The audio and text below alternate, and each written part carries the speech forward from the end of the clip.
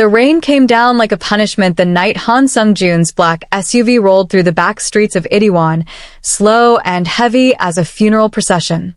His city, his streets, his empire stretched across Seoul like ink across paper, invisible until you looked directly at it. He had just come from a meeting that ended badly for 3 men who would not be attending future meetings. His hands were clean now, but his eyes were still cold, still calculating, still scanning, always scanning. Then the sound cut through the rain, through the tinted glass, through the armored door. A woman's scream, raw and desperate, the kind that didn't come from shock but from the bone-deep terror of someone who understood exactly what was happening to them. His driver slowed. His second-in-command reached for his weapon. But Han Sung-joon was already opening his door before the car stopped, already moving toward the alley, something burning and unfamiliar igniting in the center of his chest like a fuse being lit for the very first time. He didn't know her name. He didn't know her face. He only knew that the sound of her fear had done something to him that 20 years of blood and power had never managed to do. It had made him feel. Welcome to Afrokorea TV. Please like, share, and subscribe.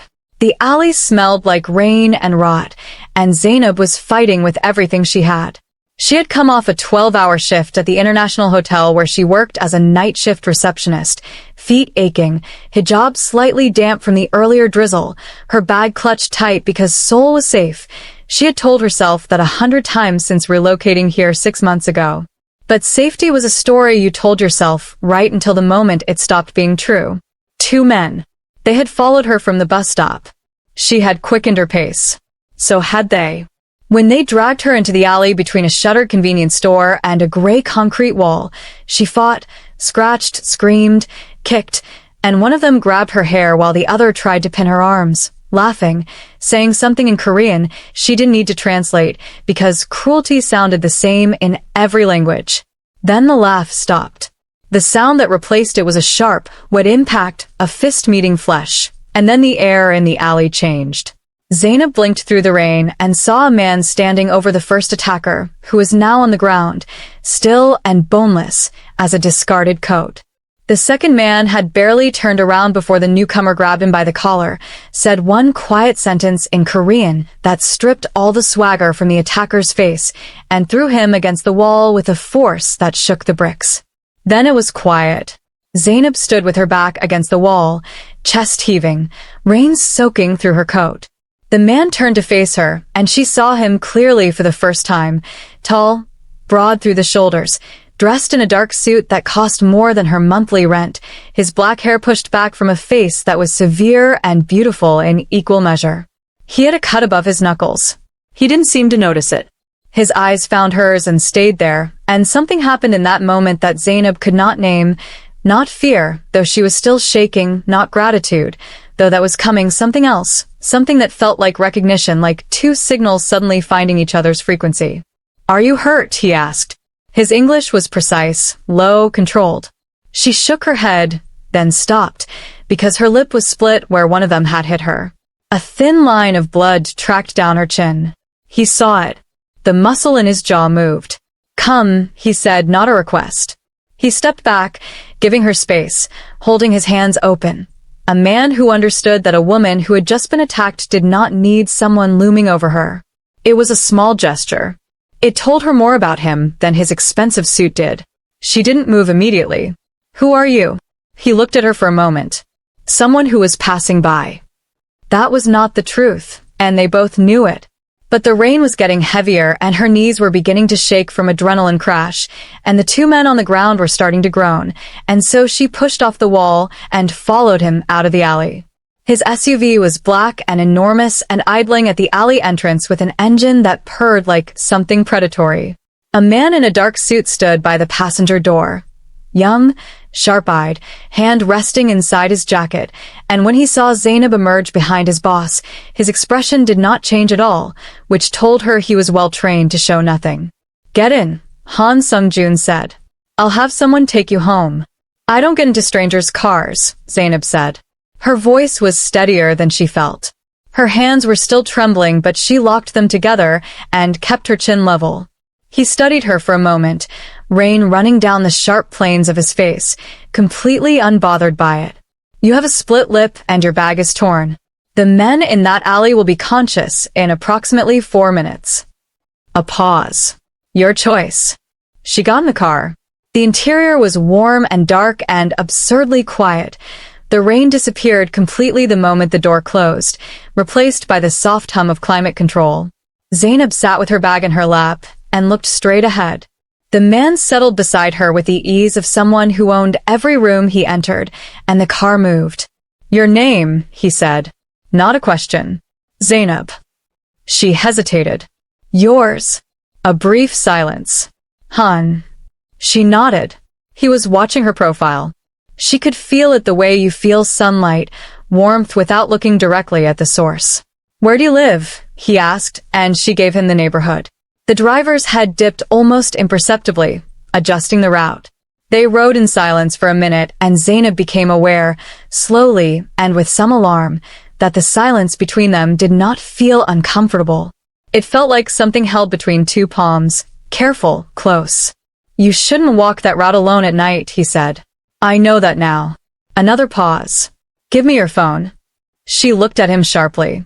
He met her gaze without blinking, and up close she could see that his eyes were very dark, very steady, with something complicated moving in the deep water behind them.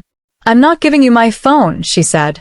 A sound that might have been the beginning of a smile moved across his face, so brief, she almost missed it. He reached into his jacket and produced a card, plain, matte black, embossed in silver with a single number and no name. Then take this. If something happens again. He held it out. She took it. Their fingers didn't touch. She wished they had, and then immediately felt strange about wishing it. The car stopped outside her building. She got out. He did not move to follow her. She turned at the door and looked back at the SUV idling at the curb, rain silver in the headlights, and for a moment she just stood there, the card in her hand, the ache in her lip, and something lodged in her chest that she could not yet identify. She went inside. In the car, Han Sung-joon sat very still for a moment after his driver pulled away. Then, quietly, he said, "Find out who she is." His second-in-command, Seo Young-woo, glanced in the rear-view mirror. "Sir? Her name is Zainab. She works nearby. I want to know where, and I want to know if she got home safe every night this week." He paused. Starting tonight. Seo Young-woo did not ask why. He had worked for Han Sung-joon for 6 years, and he knew, in the way experienced soldiers recognize a shift in the battlefield, that something had just changed. The next morning, Zainab stood behind the reception desk of the Grand Seoul Meridian Hotel and replayed the previous night in careful, controlled segments, the way you examine something fragile, the alley, the men, the sound of impact, the rain, and then him. Han. No last name offered. A card with only numbers. An SUV that cost more than her family's house back in Lagos. Eyes that had looked at her split lip and gone very, very quiet. She had cleaned the cut herself when she got home, dabbed at it in the bathroom mirror, and only then let herself shake properly, a full-body tremor that lasted 3 minutes. Then she made tea, called her cousin Fatima in London, I'm fine, go back to sleep, and lay in bed staring at the ceiling until 4 a.m. She did not look at the card. She put it in the zippered compartment of her bag and told herself she would probably never use it. By mid-morning the lobby was its usual organized chaos. Businessmen, tourists, flight crews, and Zainab was deep in a check-in queue when she became aware of a presence the way you become aware of pressure change before a storm. She looked up. Han Sung-joon was standing in the lobby. He was not checking in. He was not a guest. He stood near the entrance in a charcoal suit, hands in his pockets, looking directly at her with a quiet, focused attention of a man accustomed to studying landscapes before he crossed them. Beside him, the sharp-eyed aide from last night was saying something into his earpiece. Zainab's hands stilled on her keyboard. He walked to the desk. The queue parted for him the way water parts for stone, not because anyone told them to, but because something in how he moved made people instinctively step aside. "Good morning," he said, when he reached her. "Good morning." Her voice was professional, smooth. Years of hospitality training. Do you have a reservation? No. His eyes moved to her lip. The bruise had darkened overnight and stayed there for one moment that felt much longer. I wanted to make sure you came in. Silence. The check-in queue had shuffled around him and was pretending not to listen. I did, she said carefully. Good. He held her gaze. Then he straightened, looked around the lobby once, a single sweep, assessing, cataloging, and said, I'll have someone pick you up at the end of your shift. Mr. Han. Han Sung-joon, he said, providing the full name this time, like an offering. And I'm not asking. Seoul streets are mine at night. Humor me. He left before she could argue. The lobby seemed to exhale after he was gone. The colleague beside her, Minji, leaned over with wide eyes. Who was that? Zainab looked at the door through which he'd walked. I don't know, she said. Which was true. Which was the problem? Han Sung-joon's empire was not the kind that appeared in newspapers, though its edges were sometimes visible in the way shadows are present, defined, unmistakable, but never the thing itself. He controlled shipping routes, influenced local government through men who believed they were influencing him, and maintained the kind of order in certain parts of Seoul that official law enforcement was quietly grateful for, even when they could never say so. He ran it from a building in Gangnam that looked like a private investment firm because, on paper, it was. His inner circle of 7 people had served him since before he took the leadership from his dying father at 24. They were not friends. They were the closest thing to it. That evening, Seo Youngwoo laid a file on Han's desk without comment. Han opened it. Zainab Adeyemi, 27. Nigerian-born, British-educated, currently on a 2-year work visa in Seoul. Degree in hospitality management, minor in French. Worked at the Meridian for 4 months. Church-going until she arrived in Seoul, now attending an international community center on Sundays. Sent money home to her mother monthly. No criminal record. No enemies. No protection. Han closed the file and sat back.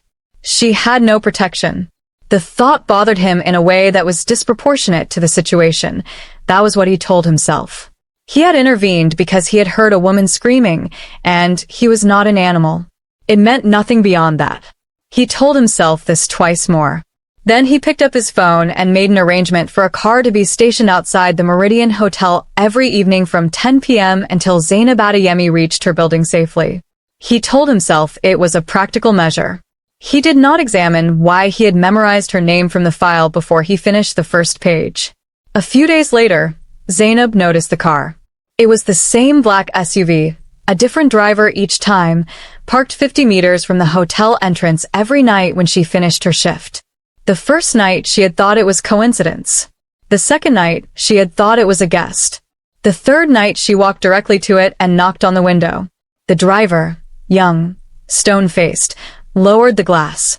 Miss Adeyemi, he said, like he had been expecting this. Which he had. Who sent you? She asked. A pause. Mr. Han asks that you accept the ride. She stood in the cold night air, looking at the car, feeling a complicated tangle of emotions she didn't have the vocabulary for yet.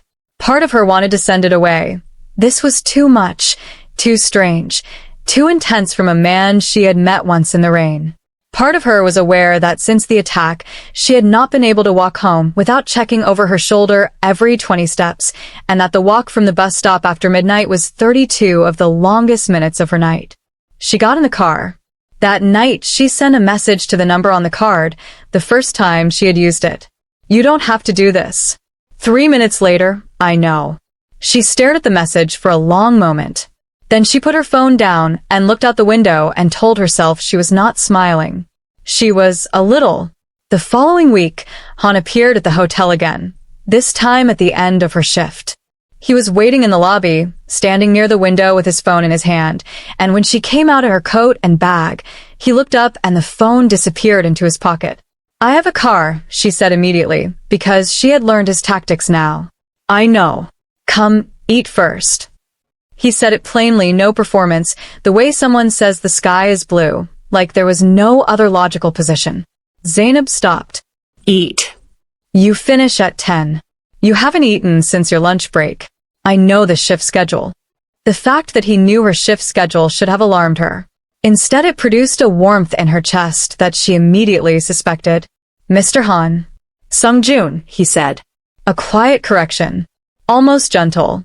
She looked at him for a long moment. He looked back with the patient, unreadable expression of a man who had learned to wait because he always got what he eventually decided to want, but who was right now very carefully not using that particular quality, who was waiting for her specifically, on her terms and her time. One meal, she said. Somewhere public. Always, he said, and she believed him. He took her to a small restaurant 4 streets away, not a place that matched his suit or his car, but warm, lamplit, quietly busy, smelling of doenjang jjigae and grilled meat. He knew the owner. The owner greeted him with a respectful bow and seated them in a corner booth with a clear sight line to the door, which Zainab noticed and filed. They talked. That was the part she hadn't expected, that he would be good at it. That conversation with Han Sung-jun would feel less like interaction and more like excavation, gentle and deep. He asked about Lagos, about her degree, about what made her choose Seoul of all places. He listened with the particular quality of attention that meant he was not waiting for his turn to speak, but actually absorbing what she said. She asked him what he did. He said he managed various business interests. She looked at him over her soup spoon. He almost smiled. You're not going to tell me, she said. I'm telling you what's relevant. Is that how it works in your world? Only the relevant parts. Mostly. A pause. What would you like to know? She considered. The restaurant hummed around them. Why did you come back? To the hotel. The next morning. He was quiet for a moment. Because I needed to see that you were all right. You could have called. I didn't have your number yet. You had your people find out where I worked. Yes. No apology. No deflection. Just acknowledgement. That's not normal behavior, she said. No, he agreed. It isn't. He held her gaze steadily. But I don't think I'm capable of normal when it comes to you. I realized that the same night. The restaurant noise continued. Somewhere a pair of women laughed. A child at the next table was demanding more rice. The world was ordinary and continuous, and Zainab sat across from a man who had said the most extraordinary things she had ever heard someone say, plainly, without drama, like a fact he had simply accepted. She didn't know what to say. So she ate her soup, and he watched her with those dark, steady eyes and looked something that, on anyone else, she might have called peaceful. What Han Sung-jun had not told her, over soup in a warm restaurant, was that the 2 men from the alley had not been random. Seo Youngwoo brought him the information 2 days after the incident, methodically, as he brought all information, without visible urgency, but with the particular precision that meant it was urgent. The men had been employed by Park Dae-sung, a name Han knew well, a rival, technically, though rival was too clean a word for what Park Dae-sung was, a man who had spent 3 years trying to carve pieces from Han's territory and who had been systematically, patiently, and thoroughly stopped at every turn. The attack on Zainab had not been about Zainab. She had simply been in the wrong street at the wrong time, a foreign woman with no visible protection in a neighborhood where Park Dae-sung's men tested what they could get away with. She had been, in their calculation, irrelevant. She was no longer irrelevant. And that was Han's doing. He sat with this knowledge for 48 hours without telling her, which he understood was not honest, but was also the only way to buy time to neutralize the threat before it became something she needed to be afraid of. He moved 3 of his men into rotating positions around her building, added a second car to her evening route, and sent a message to Park Dae-sung through a channel both men understood. The message was, "You have until Friday." He did not specify what would happen Friday if the situation was not corrected. He did not need to. In the meantime, he had dinner with Zainab twice more. Took her to a street food market on her day off because she had mentioned, once, that she missed open-air markets. Watched her eat tteokbokki for the first time with an expression that did something complicated to his chest when she looked at him to say, "This is the best thing I've ever put in my mouth," with perfect sincerity. Walked beside her through the stalls with his hands in his pockets, maintaining a careful distance, because she had not reached for him yet, and he was, for the first time in memory, willing to wait. Park Dae-sung did not respond by Friday. Han Sung-joon began to prepare accordingly. The problem presented itself on a Thursday in the form of a man named David, a British Nigerian guest at the hotel, handsome, easy laughing, who had extended his stay twice, and who spent rather a lot of time at the front desk during Zainab's shift. Han heard about it from Seo Young-woo on Friday morning, delivered neutrally, because that was the only safe way to deliver such information to Han Sung-joon. The guest has been leaving her small gifts at the desk. Coffee. Pastries. Yesterday, flowers. Han said nothing for a very long moment. She accepted them? He asked finally. His voice was very calm. The Whale Lake is calm on top. She accepted the coffee. She returned the flowers politely. A pause. Show me. Young-woo pulled security footage on a tablet. Exterior camera, hotel lobby, and Han watched, jaw set, as a broad-shouldered, openly smiling man leaned on Zainab's desk and said something that made her laugh, head tilting back, hand coming up to cover her mouth in the way she did when something caught her genuinely off guard. Han looked at that laugh for a moment. He had made her laugh twice. He had catalogued both occasions in a place in his memory that he did not examine too closely. His name? Han asked. David Okafor. Import business. Legitimate. Fully verified. He leaves Sunday. Han handed back the tablet. Cancel Sunday, he said. Young-woo looked at him. Have his meeting in Tokyo moved. Give him a reason to leave Saturday. A beat. A real reason. Nothing that can be traced.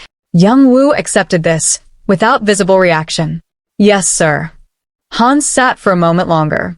Then, because he was a man who understood himself with unusual clarity, he acknowledged to himself privately what this was. He was jealous. He was jealous of a man he had never spoken to, over a woman who had not promised him anything, had barely agreed to dinner, had every right to accept flowers from whoever she pleased. He was jealous, and it was irrational, and he was going to have the man's meeting rescheduled anyway. He justified this to himself as follows. Zainab was in danger, low-level, background danger, but present, and an unknown variable in her immediate sphere was a security concern. He was aware this justification was thin. That evening he drove to the hotel himself and was waiting in the lobby when she came off her shift. She saw him and stopped, then continued walking, expression smoothing into something neutral and careful. You're here again, she said. I am. You keep showing up. I keep wanting to. Simple. Direct. His eyes moved to the now empty front desk. How was your shift? Fine. A pause. A guest brought me coffee this morning. His expression did not change. Did he? She was watching him. And flowers. What kind? She blinked. Yellow. Some kind of sunflower arrangement. Do you like yellow flowers? A beat of silence. I prefer red, she said, slowly, like she was conducting an experiment. He nodded. Noted. She studied him for another moment with those dark, intelligent eyes, reading him the way she had gotten increasingly good at in the weeks of knowing him, and he watched her register what she was seeing and make a decision not to call it by its name yet. Come on, she said instead. I'm hungry. He fell into step beside her. For the first time, when they reached the door, her hand briefly, lightly, touched his arm to move him left rather than right toward her preferred restaurant. She let go immediately. He did not say anything about it.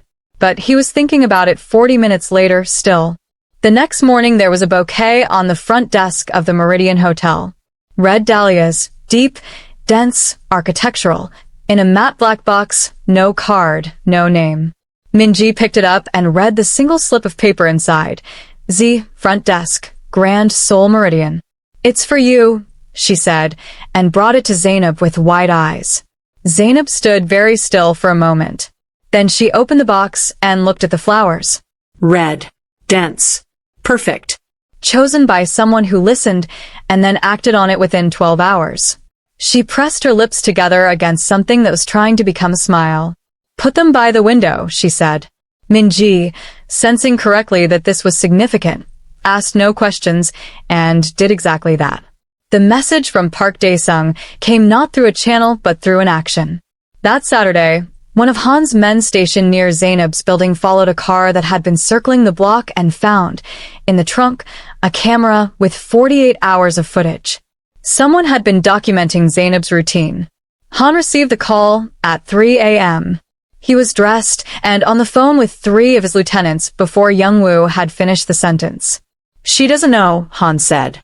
It was not a question. "No, sir. Keep it that way." He paused at his window, looking at the lights of the city below, the particular stillness of Seoul at 3 a.m. "How long has the car been there?" "We believe 4 days." He absorbed this. 4 days since he had last seen her. 4 days of her walking to work, walking home, buying groceries, moving through her life unaware that someone had been measuring the distances. "Move the inner perimeter tighter," he said. "I want eyes on the building door. And I want Park Dae-sung's current location." He received it within 20 minutes. He made a phone call of his own to a man whose number was not stored in any device, spoken in the clipped, minimal language that was its own translation. What he said, translated to plain terms, was, Park Dae-sung's operation had 48 hours to leave Han's territory, withdraw all personnel, and consider the matter of the alley settled, or Han would stop settling matters quietly. Park Dae-sung was, by reputation, a man who did not back down. Park Dae-sung backed down by Sunday morning. Han did not tell Zainab any of this. But on Sunday he showed up at her community center at noon, which she had not told him she attended, and she stopped on the steps and looked at him with a particular expression she made when he did something that moved past her defenses. "How did you know I'd be here?" she asked. "I pay attention," he said simply. He was carrying a paper bag from the bakery she had mentioned once, 3 weeks ago, that she missed the smell of fresh bread on Sunday mornings back home. He held it out. She took it, looked at him, and said, "Han Sung-jun, what are you doing?" "Standing on a church step," he said. "Giving you bread." A pause, very brief. "Being somewhere near you, because it appears to be the only place I want to be." She looked at him for a long, long moment. The city moved around them, Sunday slow, pigeons and distant traffic, and a child somewhere singing a song in a language neither of them spoke. Then she said, "Come eat bread with me," and turned and walked, and he followed her, and that was how it shifted, not with declaration but with direction, her leading, him following, both of them aware that something had just become something else. The weeks that followed were a particular kind of sweetness, which Han Sung-jun, who had not expected sweetness as a category of experience available to him, moved through carefully, like a man crossing ice, testing each step. He learned her. He learned that she took her tea with too much sugar and her coffee without any. That she had 3 older brothers in Lagos who she called every Sunday after the community center, standing on the street with her phone wedged between her ear and shoulder, gesturing in the air as she argued about football. That she had wanted to be an architect as a child and still sketched buildings in the margins of her notebooks. That she laughed loudly and then covered her mouth, and that the 3 seconds between the laugh and the covering were the best 3 seconds in any room. She learned him, or as much as he allowed. She knew he was powerful. She had constructed, through observation and intuition, a fairly accurate outline of what that power meant. She did not press. She asked the questions she needed answers to, and let the others stay where they were. She was, he noticed, very good at understanding what was essential. She was also good at reading when he was troubled, which bothered and moved him equally. "Something happened this week," she said one evening, in the restaurant they had come to think of as theirs. The owner had started putting their preferred corner booth aside without being asked. "Don't tell me it didn't." He looked at her across the small table. "It's managed." "That's not an answer." "It's all I can give you right now." She studied him with those serious, probing eyes. "Are you safe?" The question caught him off guard. People asked him many things, asked for things from him, asked his judgment, his permission, his protection, but no one asked if he was safe. The roles in his world did not arrange themselves that way. "Yes," he said. "And me?"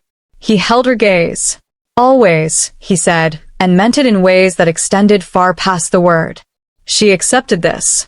Then she reached across the table, just far enough, and touched the back of his hand with 2 fingers, a brief, Deliberate contact that lasted for seconds and rearranged something fundamental in his interior architecture. Okay, she said. Then eat your food. He ate. He did not talk for a few minutes. He was using the time to return to himself. At work, Minji had stopped pretending to mind her own business. He comes every week, she said, leaning on the desk one afternoon. The flowers are always perfect. He knows your schedule better than the shift supervisor. He looks at you like, she paused, searching for words. Like you're a landscape he's afraid will disappear. Minji. I'm just describing what I see. Zainab continued organizing the check-in queue. He's complicated. So? You like complicated. You have 3 different organizational systems for your desk drawer. That's different. Is it? Minji tilted her head. Zainab. He's clearly...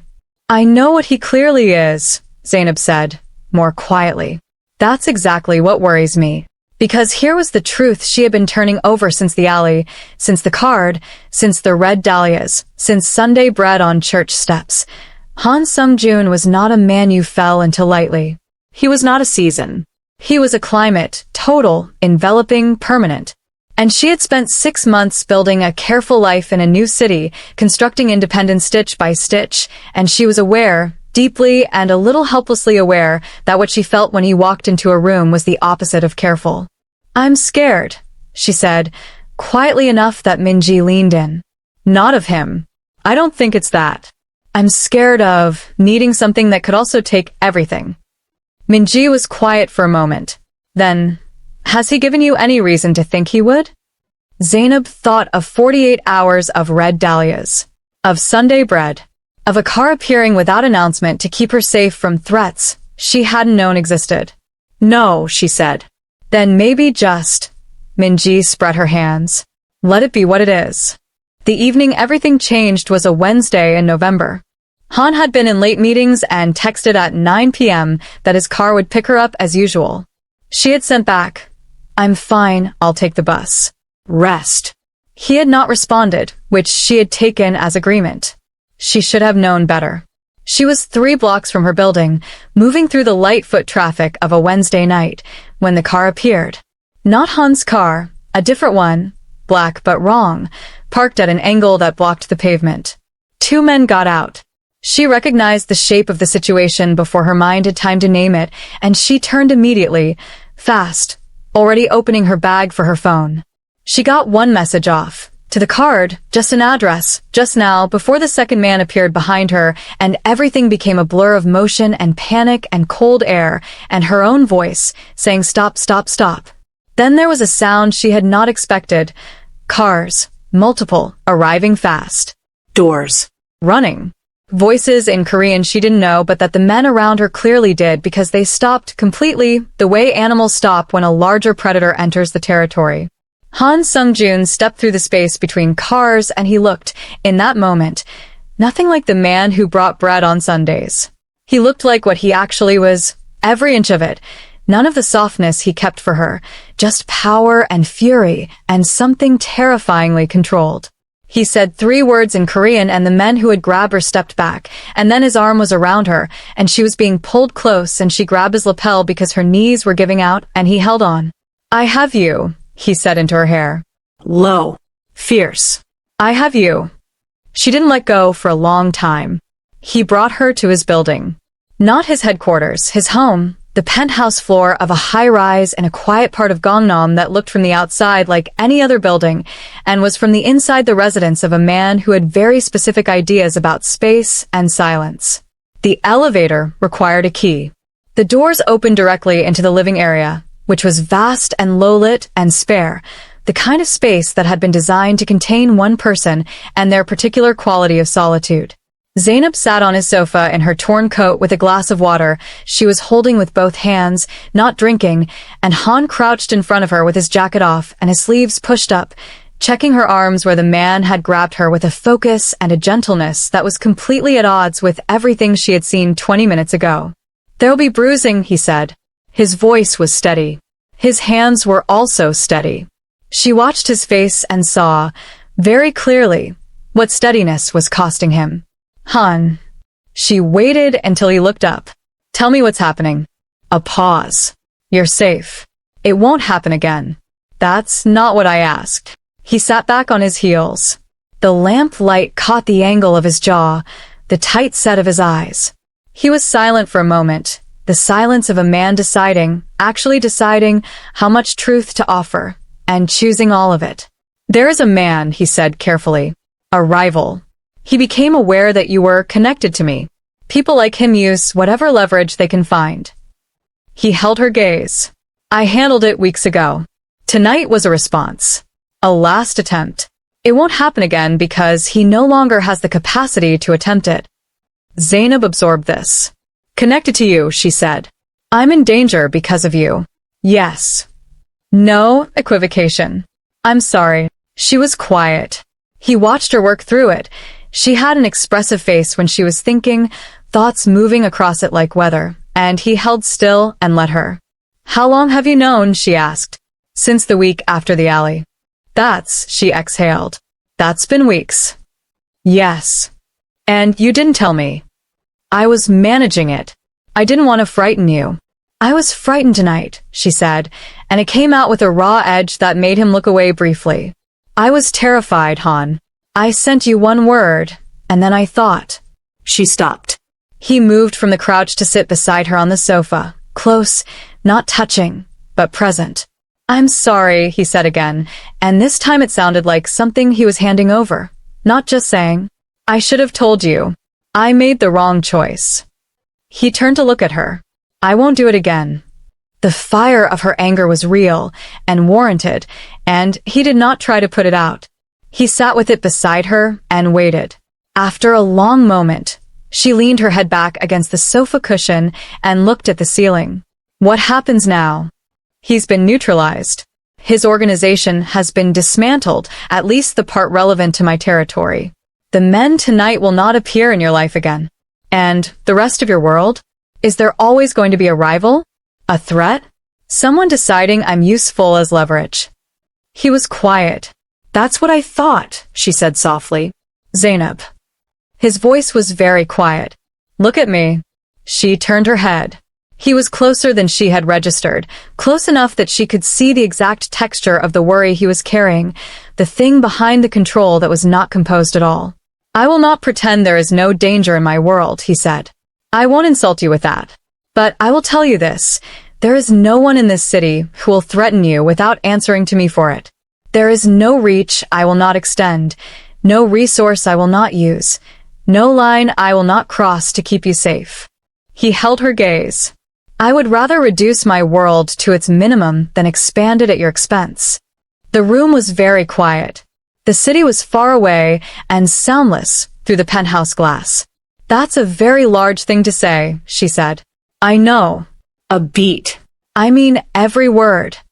She looked at him for a long moment, in the careful, excavating way she had looked at him since the first night, and whatever she found must have been sufficient, because something in her expression shifted, not all the way, not yet, but a degree, a notable degree, towards something less defended.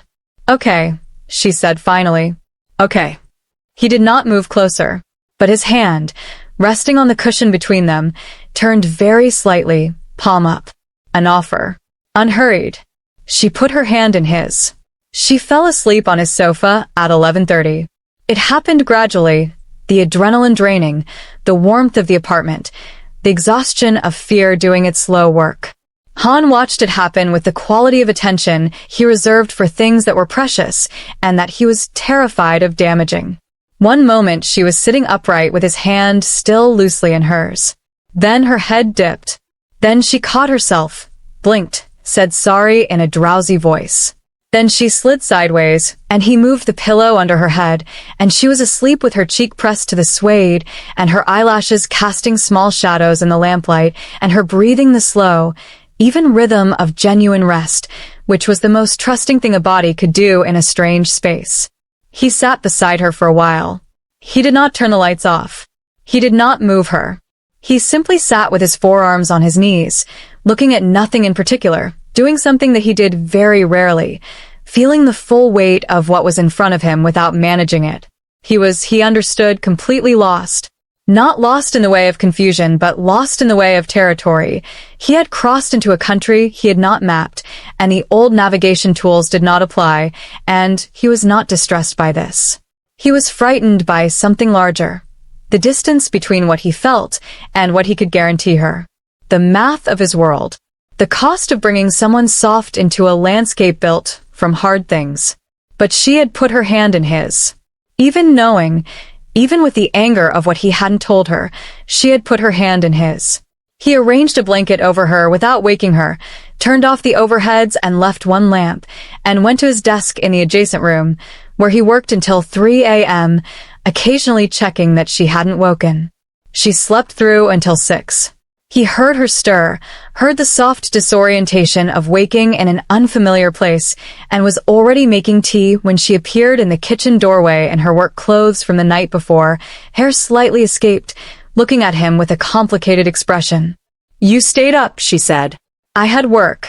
You stayed up watching over me." He said nothing, which was, in its way, a confirmation. She crossed to the counter and accepted the tea. He slid toward her, both hands wrapped around the mug, and she stood there in his kitchen in the early gray light and looked at him with the expression of someone who is resolving a question they've been holding for a long time. "I need to go home and change before my shift," she said. "The car is waiting." "I know it is." She didn't move. "Hun." She set down the mug. "I need you to know that I'm not. This isn't." She paused, reorganized. "I don't let people in easily. And I don't want to make you a promise I can't keep. So I'm not saying everything right now. I'm saying, I see you. What you did last night. What you've been doing. I see it." She held his gaze. "And I'm not going anywhere." The kitchen was quiet. Somewhere in the building, a lift arrived somewhere. "That's enough," he said. And it was. More than. She picked up her mug, drank the rest of the tea in one go, set it in the sink with a decisive clink, and said, "I'll see you tonight," in the tone of someone establishing a pleasant routine. "Yes," he said. She left. He stood in his kitchen for a while longer, alone, in the particular stillness of a man who has just been given something he had begun to believe was unavailable to him, and who is holding it very carefully. What followed was a month that Han Sung-joon would, in later years, think of as the clearest month of his life. Not the most dramatic, not the most significant in the way his empire measured significance, but clear, the quality of light through clean water, every detail sharp and real and worth looking at. He showed up for her. It was that simple and that complex simultaneously. He drove her to the community center on Sundays and waited in the car with paperwork, though on the third Sunday she came to the window and knocked and said, "Come in, they won't bite," and so he went in and sat in the back and was greeted by the international mix of Sunday regulars with the particular polite wariness that the unfamiliar inspires and that transformed. Over 2 cups of bad coffee and a woman named Annie Grace who asked him exactly what his intentions were regarding Zainab, into something approaching acceptance. He flew her to Busan for a weekend, ostensibly for a meeting that took 3 hours, the rest of which was spent walking the beach in weather that was too cold for it, Zainab with her coat buttoned to the chin and her face turned up to the gray sea light, laughing at the wind. He stood beside her and watched and felt the familiar distant ache of not being able to have this always, not being able to be this person, the one standing on a beach laughing at nothing, and then thought, maybe I can. Maybe this is what having means. The thought was new. He turned it over carefully. He told her one evening about his father. The organization inherited young, the weight of it, the years of learning to be feared before he had fully learned to be a person. She listened without interrupting, which was rare, and when he finished she said, "You never got to choose it, did you?" "No." She was quiet for a moment. "What would you have chosen?" He considered the question with the seriousness it deserved. "Something quiet," he said finally. "Something that didn't require me to be in a room with bad men all day."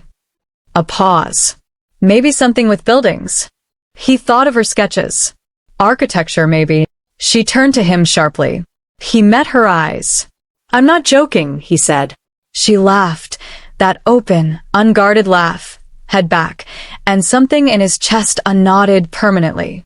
It happened on a Thursday evening in December. They were back at the restaurant, their corner table, and he had brought her a scarf because she had mentioned being cold on her walk to the bus stop, and he had noted this and gone and found the warmest one he could locate in 48 hours, which was cashmere and burgundy, and she had looked at it and then at him with the expression he had started to recognize as Han Sung-Jun are completely impossible, which was his favorite of all her expressions. They were on their second cup of tea when she set hers down and said, looking at the table, "I'm afraid you're going to get tired of this." He looked at her. Tired of what? Of, she gestured vaguely. The work of it. I'm not easy, I don't think. I need time. I need to feel safe before I trust, and I have to build that slowly, and I'm aware that for someone like you, that probably looks like someone who… Zainab. She looked up. I have waited, he said, for 2 months, and I have been happy to. I would wait 2 years. He said this with the same precision and plainness with which he said everything important. No drama, no performance, just the truth arranged cleanly. You are not a task I'm completing. You are not something I'm managing.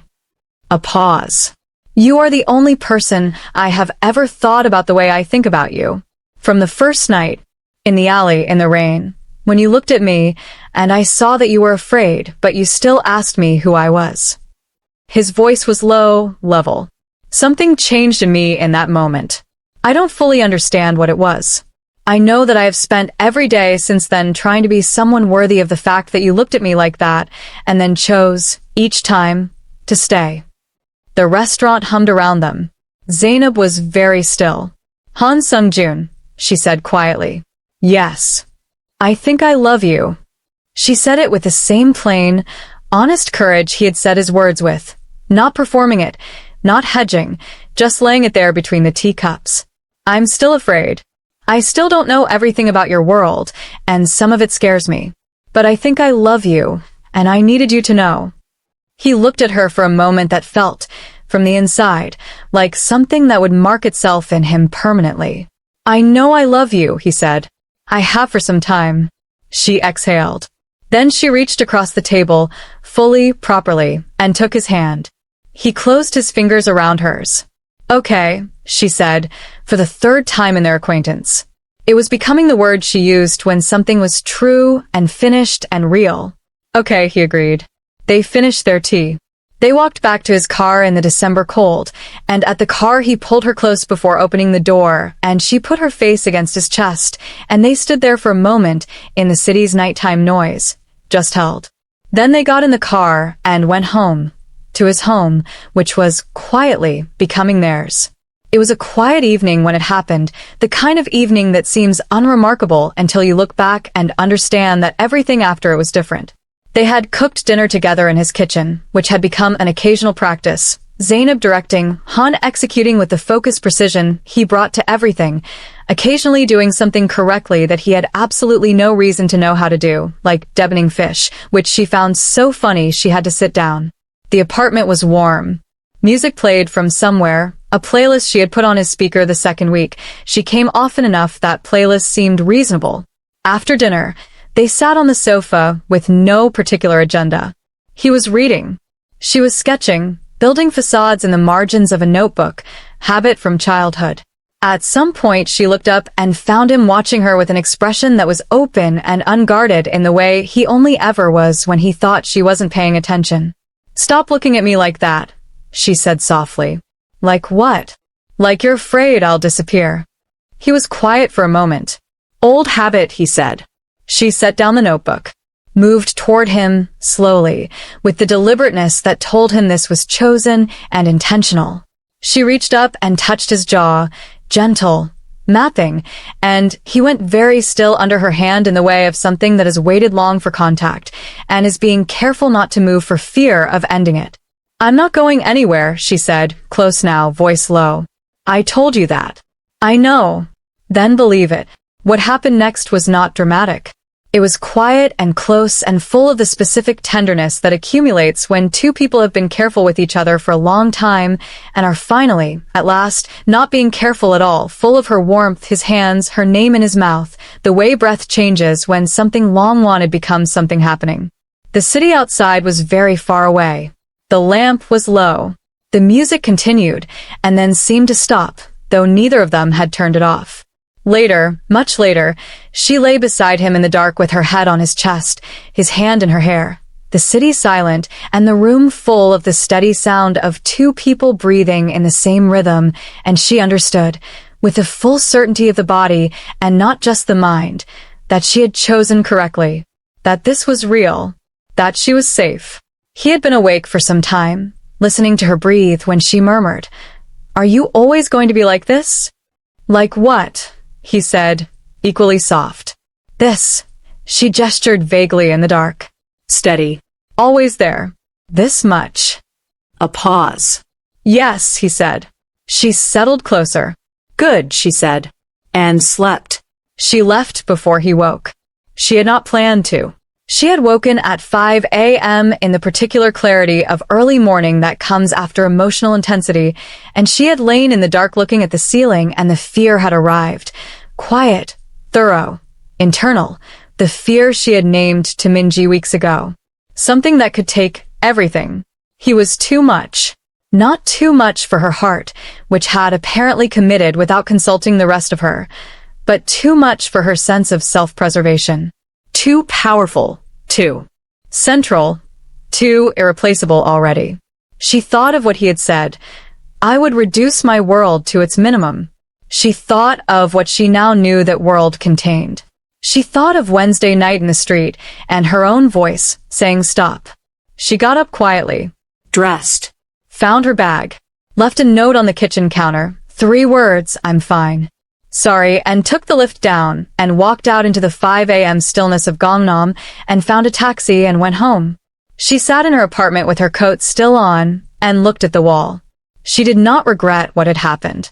She was afraid of what happened next. They were different things. He found the note at 7 a.m. He stood in his kitchen for 2 minutes. Then he called her. It went to voicemail. He called again. Voicemail. He texted, "Zainab, talk to me." No response. He gave her until 9 a.m. This was the restraint, and then he drove to her building. He buzzed the apartment. Silence. He buzzed again. "Go away," she said through the intercom. Not cold. Frightened. The distinction mattered. "No," he said. "Hun. I'm not going anywhere," he said. "You can choose not to come down. That's your right. But I'm going to be standing here until you do." Silence. "It's November," she said. "It's cold. I have a coat." A longer silence. Then the door clicked. She came down in jeans and a sweater, not fully dressed for outside, arms wrapped around herself, and she pushed through the lobby door and looked at him standing on her street in the morning cold, and she looked like exactly what she was, someone who was scared and sorry and unable to explain either thing cleanly. "I panicked," she said. "I know. I didn't want to. It wasn't about last night. Last night was," she stopped. Looked at him. "I'm afraid that I need you. I'm afraid of needing you that much." He stepped forward. Not fast, controlled, deliberate, giving her time to step back if she needed to. She didn't step back. He stopped close enough to be in her space, to be real and present and unmovable. "Listen to me," he said. "I am afraid too. I have been afraid since the alley, since you looked at me and asked who I was, and I didn't have an answer that was good enough. I have been afraid of being too much, not enough, wrong for you, dangerous to you." He held her gaze. "But I am more afraid of the alternative. I am more afraid of a version of my life where you are not in it than I am of any enemy I have ever faced." He reached out and touched her face, one hand cupped against her jaw, thumb brushing her cheekbone. "I am not going to leave. I am not going to tire of you. I am not going to use your trust against you." He was quiet for a moment. "Let me prove it, whatever time that takes." She looked at him for a long moment. Her eyes were bright with something that was not yet tears. "You're very difficult to run away from," she said. "I'm aware." She took a breath. Then she stepped forward and put her arms around him, face against his chest, and he held her on the pavement in the morning cold with his coat wrapped partly around her, and she felt, in the center of all her fear, the bedrock certainty of him, solid, warm, absolutely present. And the fear did not disappear, but it changed shape, became something smaller, something she could carry. "Come inside," she said finally. "I'll make you tea." "You make terrible tea," he said. "I know," she said. "You always drink it anyway." "I always will," he said, and followed her in. January came in cold and clear, and Han Sung-joon did something he had never done in the decades since taking over his father's empire. He began restructuring it, not dismantling. He was not naive about the complexity of unwinding what had been built over 30 years. But he began the long, careful process of moving his more legitimate enterprises forward, pulling back from the arrangements that required the most cost, the most nights away, the most moral accounting, the most danger brought to the people nearest him. He told Zainab this one evening, sitting across from her in his study, where she had taken to doing her reading while he worked, because they had discovered that shared silence was one of their best modes. She put down her book. "Why?" "Because the architecture of my life was built before I knew what I wanted it to contain," he said. "Now I know." She was quiet for a moment. "You don't have to change your whole life for me. I know." He looked at her. "I'm changing it for me. You're just the reason I finally know what it's supposed to look like." She picked up her book. After a moment she said, "I want to stay in Seoul. Just so you know. I thought about going home before when I was scared. But I want to stay here. I'm building something here." "I know," he said. "I'm glad." Another minute of silence. "My mother wants to meet you," she said, very casually. He looked up. "I may have told her about you," she said, still looking at her book. "More than once. She has opinions." "What kind of opinions?" "She wants to know your intentions." A pause. Her exact words were, "Is this man serious or is he enjoying himself?" He set down his pen. "What did you tell her?" "I told her I thought you were serious." "I am," he said. "Entirely." She smiled at the book page. "I know," she said. "I told her that too." He found it at a jeweler in Insadong, an older shop run by a man who had known Han's father and who received him with the particular quiet respect of someone accustomed to keeping significant secrets. Han knew what he wanted. Not the largest, not the most visible, something specific, chosen for her specifically. He was there for an hour. He left with a small black box. He did not tell anyone. He carried it for 2 weeks, which was not because he was uncertain but because he was waiting for the right landscape, and the right landscape presented itself, unexpectedly on a Tuesday in February when they drove out of Seoul for no particular reason, following a road Zainab had pointed it on a map and said, "Where does that go?" And they ended up at a lake at the edge of a forest, winter bare trees and mirror flat water, and the sun going down behind the hills in layered orange and rose. They had been standing by the water for 10 minutes, Zainab with her coat buttoned and her face tilted toward the colors, when Han said her name. She turned. He was already on one knee on the cold ground, box open, looking at her with no performance and no speech prepared, just his face, completely unguarded, and the ring, and her name. "Zainab Adeyemi," he said. "I do not have many words for this, but I have all of them. I want to be your home. I want to be the person who makes you feel as safe as you made me feel from the first night, when you looked at me and stayed." He paused. "Will you marry me?"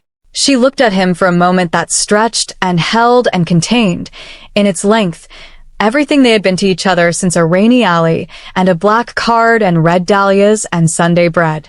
"Yes," she said. Quiet. Absolute. "Yes, Han Sung-joon." He put the ring on her finger, a deep ruby, red as the flowers he had sent her in the beginning, set in dark gold and rose, and she came into his arms and held on, and the lake was still, and the sunset finished its work above them, and neither of them spoke for a long time. They didn't need to. The wedding was in spring. Not large. Zainab had wanted warmth over spectacle, and Han had wanted exactly what she wanted. Her family came from Lagos, a beautiful, loud, opinionated group of Adeyemis who filled whatever room they entered with noise and warmth and strong opinions about everything, including Han Sung-joon, whom they evaluated with characteristic directness over the pre-wedding dinner and eventually, grudgingly, and then enthusiastically approved. Her eldest brother shook Han's hand for a long time and said, "You had better be what she says you are." And Han had said simply, "I will spend my life making sure of it," and the brother had nodded and poured him more pepper soup. Han's side was smaller, his inner circle, a few old family connections, the restaurant owner who put their table aside every Thursday, Auntie Grace from the community center who had made it her personal mission. Youngwoo served as best man. He stood through the ceremony with his stone face and then, at the reception, danced extremely badly, with visible joy. Zainab was stunning. Han stood at the front of the room and watched her walk toward him and thought, for the first time in his life, that he understood what people meant when they said, "I can't believe this is my life." He had built an empire from shadow and fear. He had not known that what he was building toward was this, a room full of people who loved her, and her walking toward him in the light. He told her this, quietly, while they danced. She laughed, surprised, and said, "Han Sung-joon being poetic," and he said occasionally, and she danced closer, head on his shoulder, and he held her, and that was the whole of it. A year after the wedding, on a Wednesday in May, Zainab sat at the kitchen counter of their home. The penthouse had been renovated and expanded, filled now with her plants and her sketching notebooks and the oversized lamp she had refused to give up and the particular warm disorder of a life shared. And she watched Han make tea with the focused seriousness he brought to tasks he had learned specifically for her. And she thought about what she was about to say. She had been waiting for the right moment, which she had now decided was any moment because there was no wrong one. "Han," she said. He turned. Read her face immediately, the way he always did. He was, she had learned, extraordinarily good at reading her, better than anyone she had ever known, and she had stopped being unsettled by it and started being grateful. "Tell me," he said. She held up the small white and pink item she had been holding in her hand. He looked at it. His expression did something it did only rarely. It broke open, simply and completely, into something that was not composed at all. He crossed the kitchen in 3 steps, and she stood up from the stool, and he held her face and looked at her with the same look he had given her on the lake in February. Unguarded, enormous, entirely his. "You're certain?" he said. His voice was not entirely steady. "Yes," she said. Her third yes to him. All of them permanent. He pressed his forehead to hers. Closed his eyes. She put both hands over his on her face. "I told you," she said softly. "I wasn't going anywhere." He breathed in. Out. And the kitchen was warm, and the city turned in the morning light outside, and the world was full of all the ordinary, extraordinary things that happen when you choose each other. Fully, finally, without reservation. Thank you for listening and watching Afrokorea TV. If this story moved you, please like, share, and subscribe, and drop a comment below with your favorite scene. See you in the next story.